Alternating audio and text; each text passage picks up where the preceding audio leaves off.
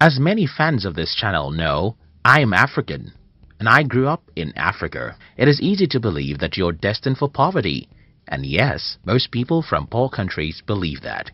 However, when I was around 17, I started questioning such assumptions, and the reason for my different opinions is because I often see rich people even in my country.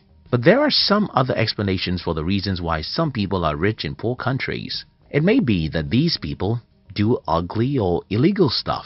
Maybe their father is a politician who has stolen a lot of money, or maybe it's just luck. Anyway, I decided to study how money works and see myself whether being rich has something to do with luck, stealing, or anything like that. By age 20, I already knew the formula of wealth creation, and I was ready to follow such formula. In today's video, I'll be sharing with you how to be rich in a poor country. If you're new here, consider subscribing so that you won't miss other interesting videos like this. Riches has no home. In his book, The Science of Getting Rich, Wallace D. Wattles provoked us to think about something very important. He asked us to stop thinking about poverty as though it caused by certain geographical location, but because if poverty has something to do with a particular geographical location, then certain people in certain geographical locations will be poor, while everybody else will be rich. But that's not so. As we make this video today, millions of people are poor even in the richest countries of the world. For example, more than 70% of Americans live from paycheck to paycheck, according to some studies. And think about this, many people even in the poorest countries of the world are very wealthy. What does this tell us? I think it's very simple. Money doesn't have anything to do with where you live. But there's another problem here. If money doesn't have anything to do with where you live, then why do we have more poor people in certain continents than others? Why do we have more poverty in Africa and Asia than in Europe or America? I think I have an answer, and that has to do with conditioning. Like begets like. The story was told about a farmer who brought an eagle's egg from his farm. When the farmer got home, he added the 3 eagle eggs with his chicken's eggs, and his chicken hatched the eggs with hers.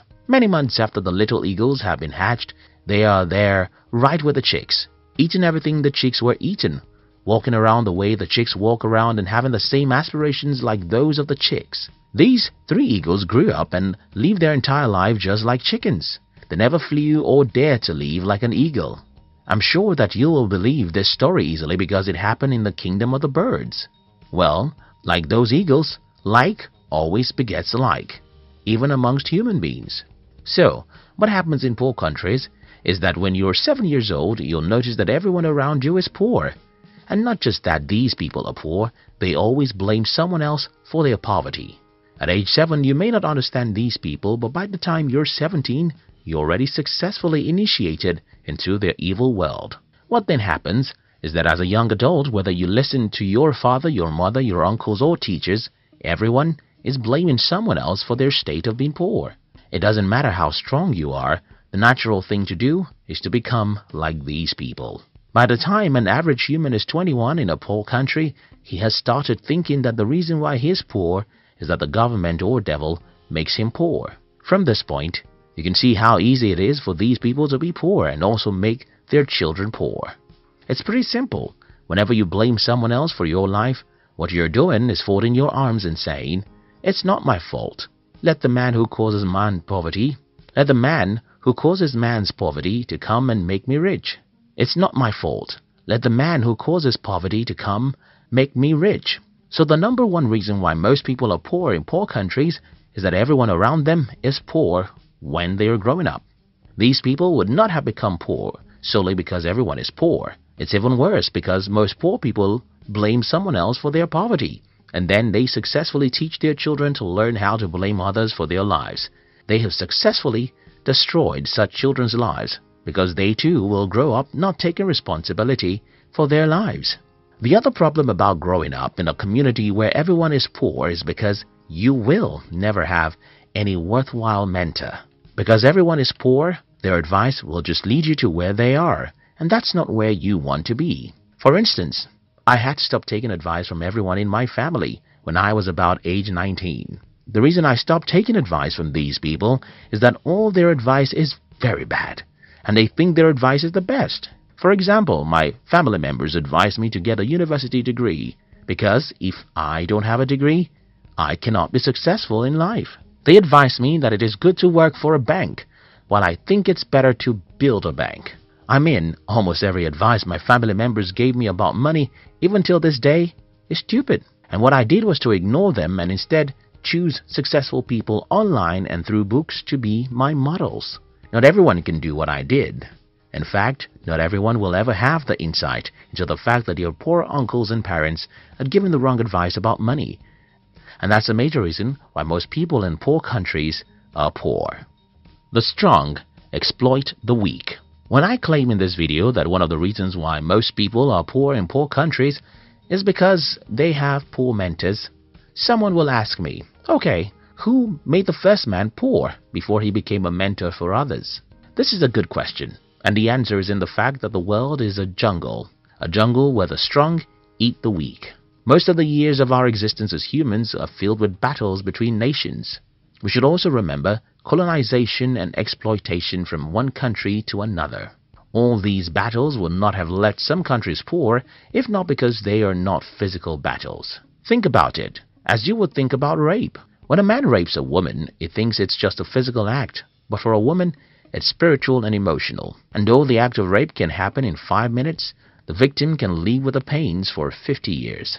Similar things happen when a country invades, overpowers and colonizes another for many years. For those who are asking how the first man became poor, I think that is how the first man became poor. But that's not an excuse for you to be poor. You see, the poverty of your forefather may not be his fault because he was probably taken as a slave for 30 years. But your poverty is yours because you have the power to liberate yourself. Country and personal prosperity. Another reason why many people are poor in poor countries is that most people seem not to understand that there are differences between national prosperity and personal prosperity. Because most people don't know that there's a difference between personal and national prosperity, many people in poor countries want to run to rich countries. Many Africans want to run to America. Many Indians thought they could migrate to Europe. And that's another problem. You see, running to a rich country won't guarantee your prosperity, because even in the country that you're running to, most people are still poor. Now that I've tried to pinpoint some of the reasons why most people are poor in poor countries, let me try and show you how to be rich in a poor country. 1. Disown every mentor you have. Well, I don't mean that you should legally get rid of everyone in your life. I simply mean that you should stop taking their advice or spending much time with them, except they are positive-minded. Growing up in Africa, the culture of my tribe requires that I listen to and follow the advice of everyone who is older than me.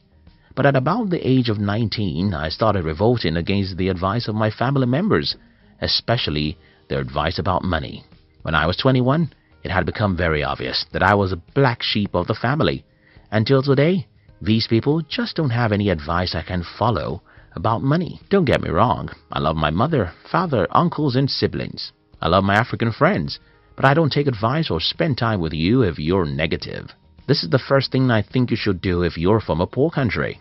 Do away with negative people. Stop taking money advice from poor people. Instead, go to the library and read books from the rich and successful people.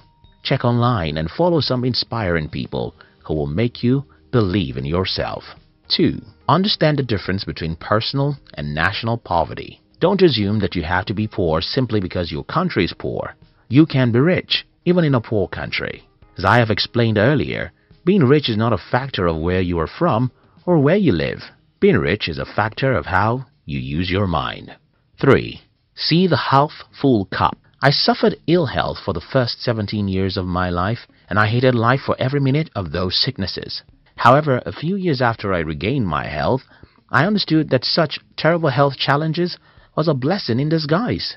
The lesson here is that most bad situations have hidden opportunities in them. But human nature rarely takes time to look for opportunities in bad situations.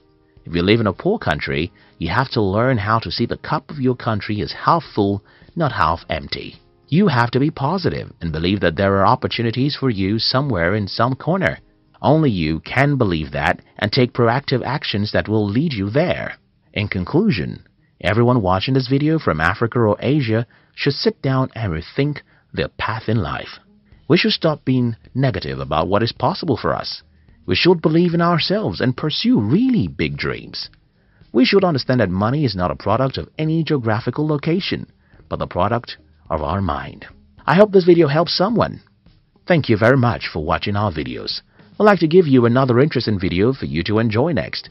But before then, our team will be very happy if you can like this video and share it with your friends on social media. If you're new here, don't forget to subscribe, so you won't miss other interesting videos like this.